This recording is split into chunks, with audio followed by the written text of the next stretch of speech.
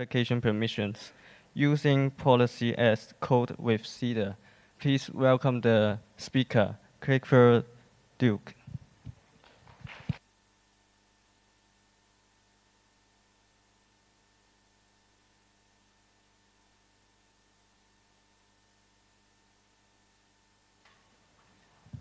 Hello. Okay, awesome. Good morning, everyone. My name's Clifford, and I'm a startup solutions architect at AWS. And today I want to talk to you about permission systems and how you can leverage an open source project called Cedar to handle your application logic or application permissions. Now, before I get started, how many people have had to build or think about permissions in their applications recently?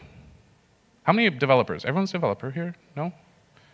Okay, cool. So as any of you will know, permissions are everything in a digital world.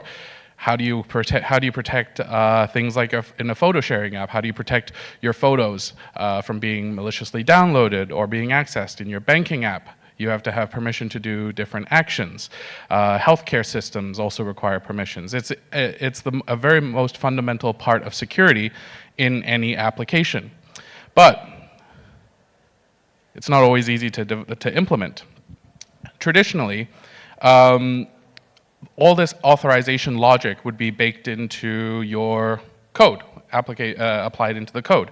For example, in a medical system, so let's say there's a nurse that needs access to medical records for a patient. You may need to write some application logic that checks if the person, things like if the nurse is the correct type, if they're a regular nurse, they're not a temp or something like that, if they're in the right department, if their assigned floor is the same floor as the patient, and if they're currently on shift. So you have to start adding all this custom logic when the nurse starts accessing the patient records. You need to define whether to allow or deny the access.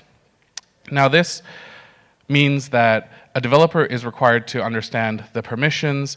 They need to, anytime that the rules change means that the application itself also has to be changed.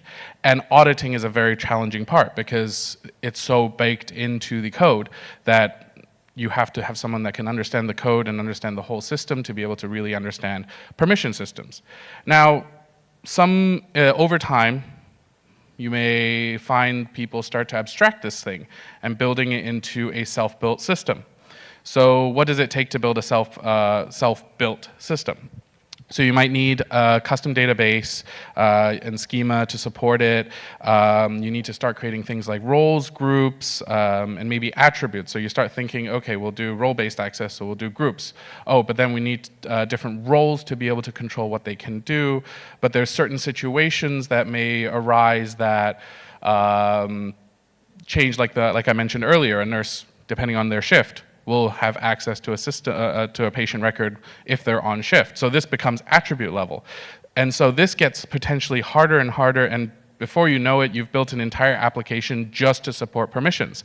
And in this case, you're not actually building a permission system, you're building your application. So why do you have to spend all that effort building a whole application just to handle permissions? This also creates a lot of questions and auditing questions. Let's say, how do you manage the governance of it? How do you manage auditing of it? How do you manage the logic behind it? So there's a lot of complexities involved when it comes to handling these permissions. I personally have had to deal with this multiple times at different companies previously, and I can tell you it's not pretty. It can get more and more convoluted over time, especially as you start growing your business and your business has more and more use cases. There may be a certain use case that comes along that you find your existing system cannot cater to, and then suddenly, next thing you know it's really difficult to handle all of these different situations. So this is why we built Cedar. So Cedar, at its most fundamental form, is a domain-specific language specifically for authorization. At its most basic concept, Cedar consists of three main parts: the effect, a scope, and an optional set of conditions. any authorization decisions needs to be made against this body. Now, you can have multiple groupings of these policies. One group is considered a policy set. And you can have multiple, as you grow, you build multiple you define multiple policies for different scenarios. These are all basically basic rules, basic logic that can facilitate certain situations. I'll go into a bit more detail in a moment. Now, the first most important part is the effect keyword. The effect keyword, we provide there's two essential keywords, a permit and a forbid. That essentially defines whether your policy is an allow policy or a deny policy.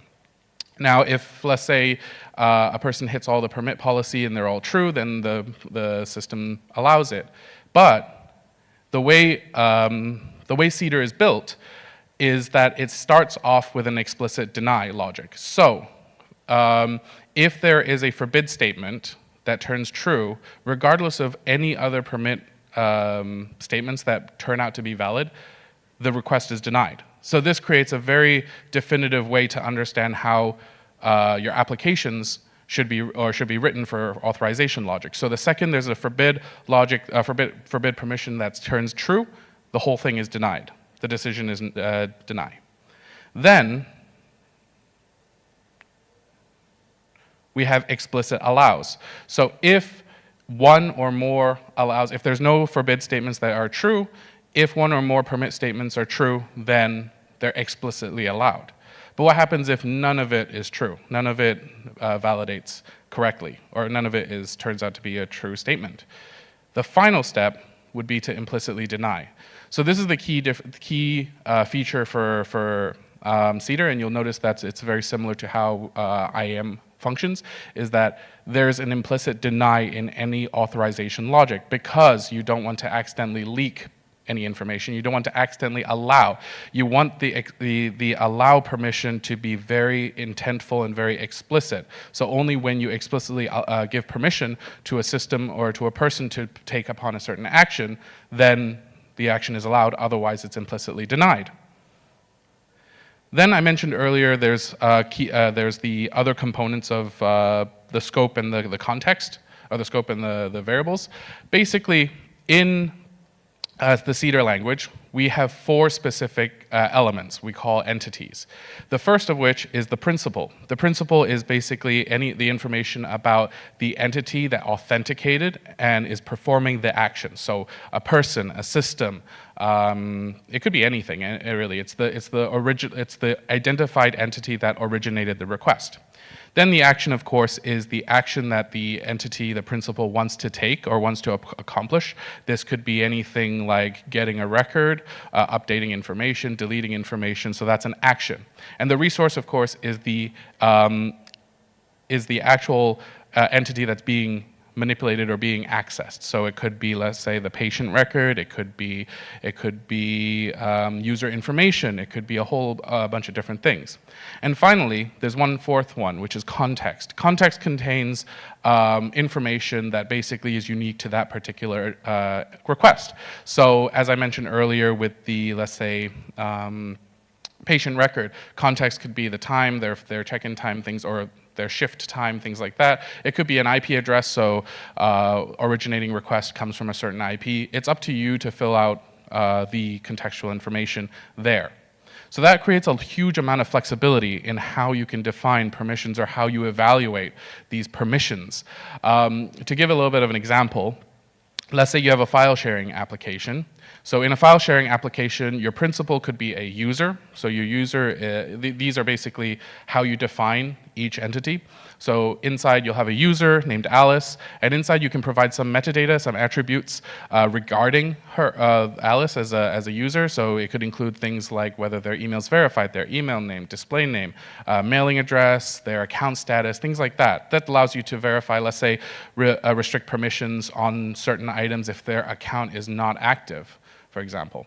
Then the action could be multiple different ones. This could be writing a file. So Alice could be uploading a photo. So, or uploading a file to be shared to someone else. So uploading a file could be the action, so writing a file. So then you can also add different attributes such as whether this feature is available in certain places, or whether it's a write operation or a read operation to kind of generalize it, and then build build policies around that. Then you have your resource, which is the action or the end item that she's trying to manipulate. So that could be the file. So this is an image. You can add metadata about the image. So this could allow you to restrict file size, for example, if you use file size inside the attributes. And finally is the context. For example, for this example is the context of the request, meaning that where the request is originating from, the HTTP request details, things like that. So all these information you personally can define, and then build your policies around that. So let's put this into context. Let's have some basic Cedar policies first. The most fundamental policies, the most bare bones. The first one, no policy. If it's blank, implicitly denied. So you can see if you don't add anything to Cedar and then to the Cedar policies, and you try to evaluate anything, it will deny everything. Then on the other end of the spectrum, you have the permit everything. So you permit any principal with any action with any resource. But that doesn't really change anything. So this is where meaningful policies come in. So you can start applying things like permit a certain principal, a certain person, a certain action, a certain resource, things like that.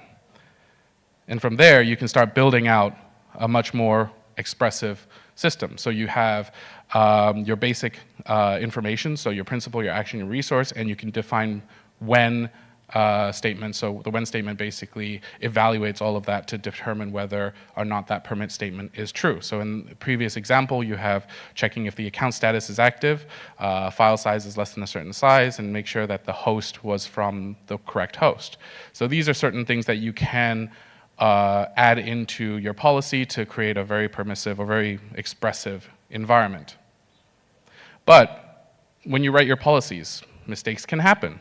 So what happens when you do that? So let's say you wrote your policy and, nope, the policy entity should be of type user, but you typed that wrong. The action is actually incorrect. It's not a valid action. In situations where this is typos, it can cause unknown issues or edge cases to form. Basically, things could end up failing when it shouldn't, or passing when it shouldn't, things like that. And this is where policy validation comes in. So Cedar also provides validation capabilities when you load basically your Cedar schema, Cedar policies into it. It can basically validate it against a defined schema. So essentially, what you start off with is you build a schema that you define. These are the types of entities that can be created. These are the relationships that entities have. These are the things that they are related to, such as what actions are defined. So basically, this is the foundation where you build your policies off of. So in essence, I don't have enough time to go in depth into all the schema capabilities, but essentially you can restrict certain things like setting up, you can do things like creating namespaces. So if you have your application spread out across multiple systems and each of them may have the same kind of actions, but they're different for each system, you can namespace them to create this single pane of glass to view all of it, but allow you to create permissions across systems. Then you can also do things like defining your actions. So in this Cedar policy, then I will have the access to an action called remote access. It should be spelled this way. There are entities called employees in there that contain a job level attribute and an optional number of laptops. And you can see you can also define the type of each item. So then if you accidentally define number of laptop is, let's say, long, but you pass in a string, that can also create validation warnings. So this really helps control the underlying schemas or the underlying policies that you write, allowing developers to write their own policies, allowing anybody to write policies, and make sure that it follows a set standard. And one thing I didn't mention too is the applies to. So that is another aspect of linking certain entities with other entities. So for this example, the query, the action remote access basically defines that the principal should always be an employee. So there should never be any, if in the future you create multiple entities, let's say there's an employee, there's a customer, you know that the remote access should apply to an employee, not should not be anyone else. So the principal should always be an employee. Now, putting both of these together, that's what makes Cedar. Essentially, you have your requests, you provide your entity data and your policies, pass it into Cedar, and it creates an allow or deny. Simply it creates an allow or a deny decision. So you just call is authorized, and it tells you yes or no. As I mentioned earlier, basically there's the two fundamental concepts of the authorizer, which determines yes or no, and the evaluator, which basically handles the validation and stuff. And all of this is built in Rust, which allows for high performance, typically less than a millisecond response time, because in a permission system, you're going to be calling it a lot very quickly. Every single action, every single request may invoke a permission check. So this is why we wrote it in Rust, to allow for a much faster response time. So I would like to take some time to share a quick demo with you. So this demo is on on the Cedar examples repository, if you're interested in trying it out yourself. Essentially, there is a client, a Python client, that will connect to a Rust server, which runs the Cedar authorization engine. Inside, in this demo, it's already the entity is already predefined, so what kind of users exist. So for example, this is a simple to-do system that shares amongst peers and groups. So in this example, we already have a predefined team of, hard-coded team of people. So we've got Emina, Andrew, Kesha, and Aaron. You can see that they all belong to different groups. They don't just belong to one group, they can belong to multiple groups. They can belong to an administrator, an intern, or a temp. So we'll use that to show how these permissions can differ. Just give me 1 second. Let me just jump out.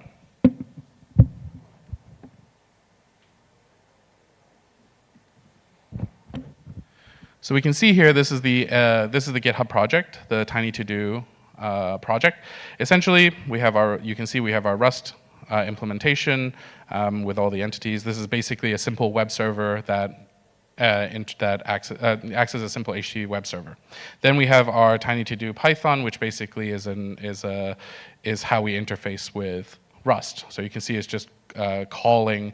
There'll be API requests to the Rust server. All right, so let's take a quick look at our policies. So in here, we've defined a couple of key policies. So in this example, you can see we have any principal, so any user can create a list or get lists as long as they're in the application to tiny to-do, meaning that any user is allowed to create a list or get their lists. The second policy is that a user can perform any actions on a list they own. So you can check the resource when it's created, when the list is created. The list is the resource. You can validate that the resource's owner, meaning the list's owner, is the same as the principal acting on it. So this defines the permission to allow the user to act on their own lists. Then our next permission is getting lists. So we can only get lists, we only allow getting a list if they belong to the resource's readers. So if they're inside, if they're shared as a reader, or if they're shared as an editor. So we have a basic permission system here where there's readers and editors. So you can see here, these two basically overlap. If the first one is for their own, the second one is for others, for sharing.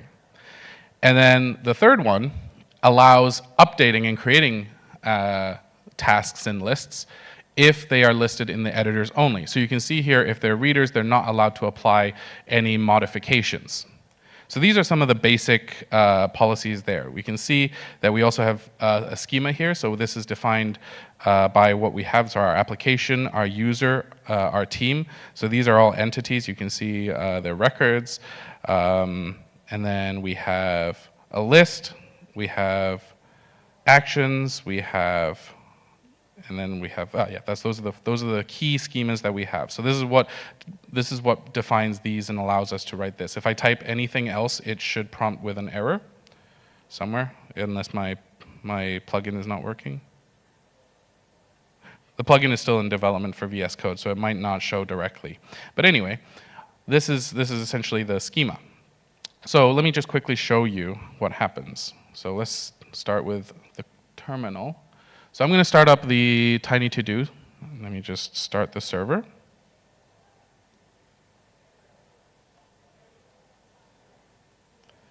All right, so we've started the server. So now let me just set my user.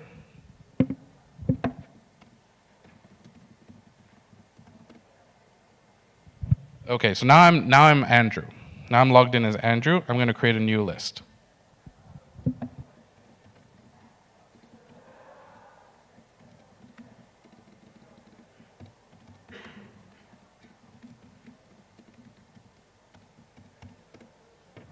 You can see here in the diagnostic information that there's basically a request that's passed to Cedar saying that the user Andrew is trying to create a list with the resource, with the application tiny to do, and the results is basically allow. And you can actually see that there's diagnostics basically giving a reason why it was allowed. So you can see this is tied to the policy, which policy that gave it that permission. So I'm just going to create a couple of tasks as well.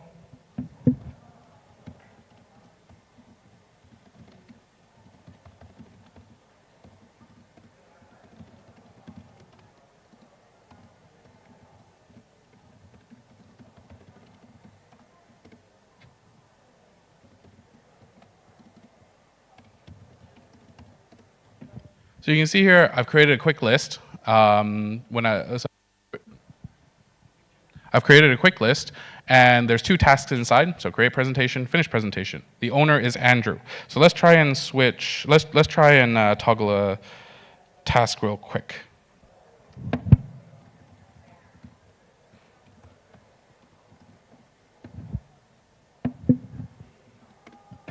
So you can see here, because I'm the owner, Andrew is the owner of the list, he can take any action on the list as well. So you can create a list, create tasks, toggle any task. All these permissions are allowed. But let's switch a user.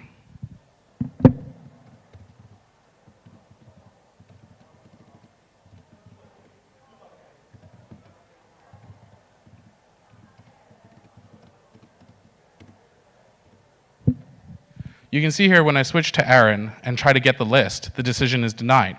So because they don't apply to any of the policies because they're not listed in there. So they're automatically not authorized to get any information on that list. So let's share the list with Aaron.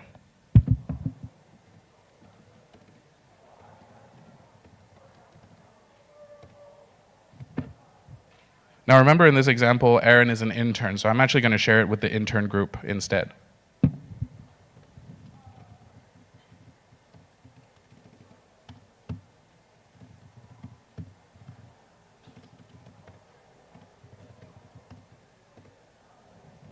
So now that I've shared, okay, so I'm sharing the list as read-only users. So basically I've added interns as readers on this list. You can see that the policy allows because I'm the owner.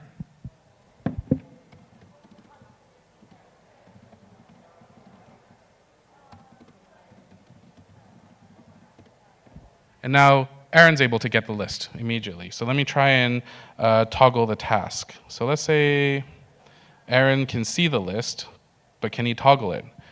Denied, because he's still not, he's only a reader. So he's not an editor, so he still can't, even though he can view it, he can't write any changes to the list. So I want to show you one more example real quick. Let me try and hide. There we go.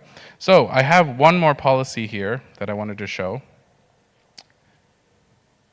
And the policy essentially states that any team, any administrator is able to apply any changes to anything in Tiny To Do. So let me just save that. So you'll see that this demo actually reloaded because there's a watcher that watches for this file changes, which then passes it into the validator. So if I save it with some errors, this will throw some errors. But all right, let's go back to our example. We can see that Emina is an administrator, but she wasn't shared the list. So let's see if Emina can change it.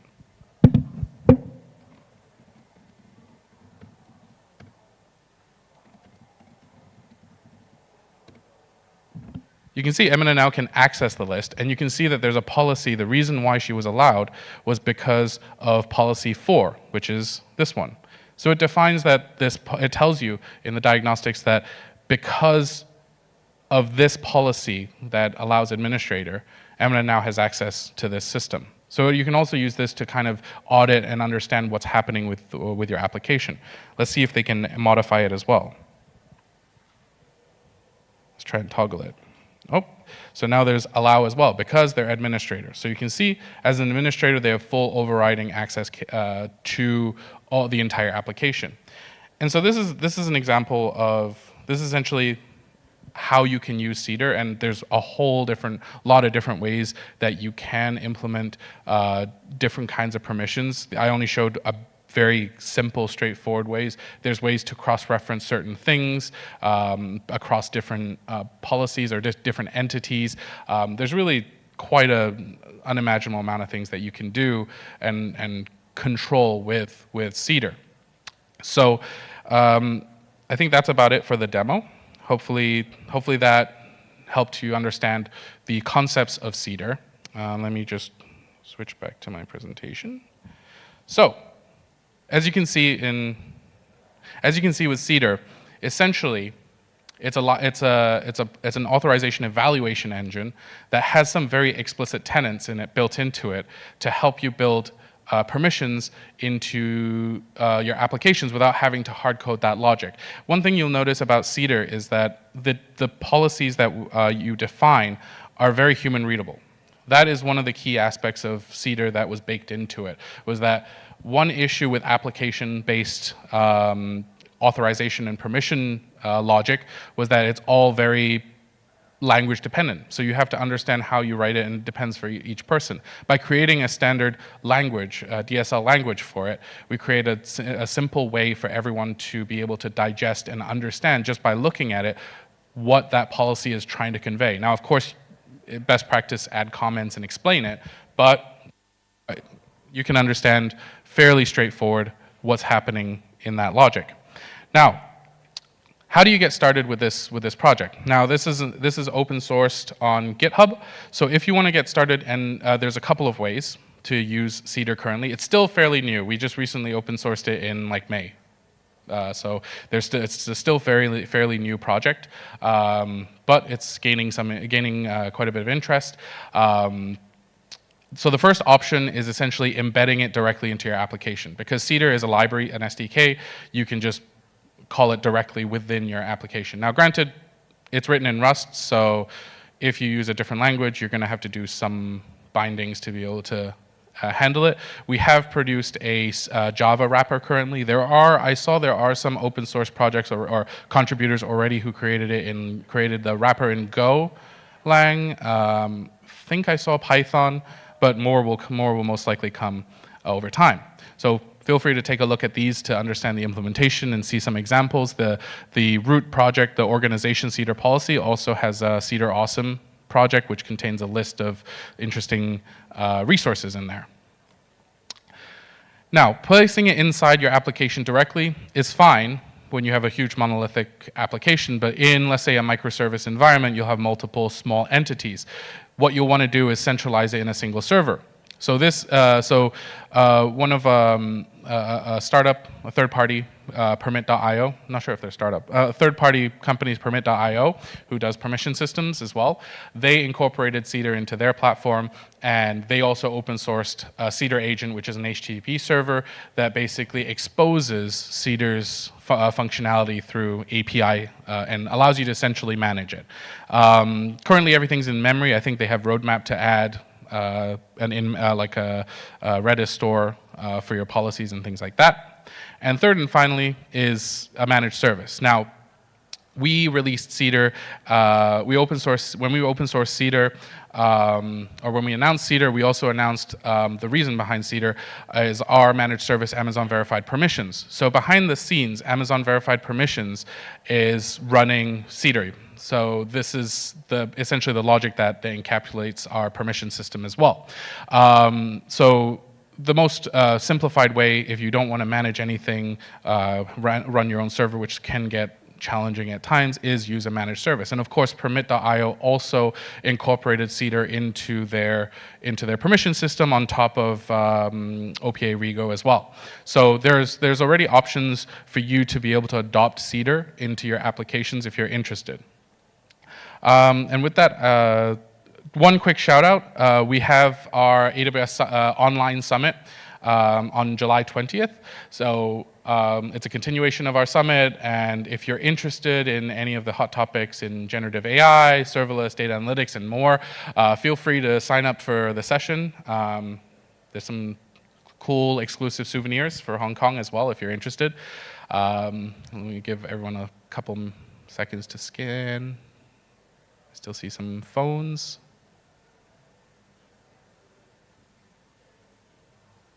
Still phones, okay. Awesome. Okay, I'm going to need everyone to scan one more thing once this is over. Okay. Thank you. All right, so thank you very much, everybody, for attending this session. I hope you managed to learn. I hope you learned something new with Cedar, and hopefully I was able to convey the underlying concepts of Cedar to you. Always very welcome to feedback. This helps us drive how we improve our presentations or improve the content we have. Anything good or anything bad, feel free to let us know. We're always happy to hear. And if you fill out the survey, you can also get some AWS credits sent to you by email. So thank you very much, everybody.